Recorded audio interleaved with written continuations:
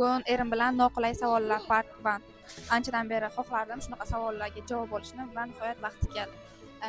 Siz bilmadim. Men ko'proq aqllimanmi yoki chiroylimanmi? Bittasini tanash kerakmi? Sen chiroylisan. Aqling chiroyingning oldiga dam oladi. Bu javobga xursand bo'laymi, xafa bo'laymi?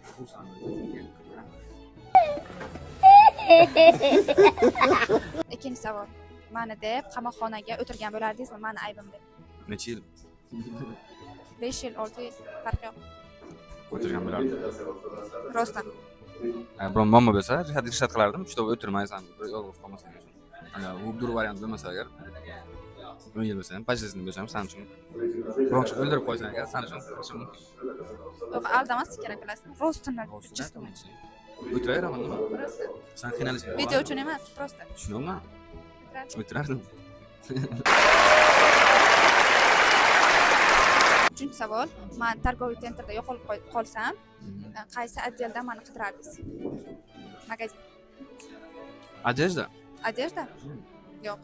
Kosmetikada yo'qolib qolardim. Uxodi va ayniqsa. To'rtinchi savol.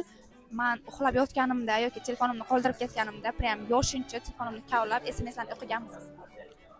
Конечно. Как это, конечно?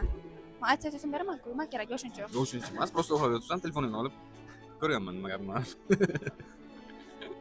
Toshkent jigarbandimizni o'zimiz imijimida urib o'ldiraylik. Nima savolim bor edi, yana esimdan chiqdi.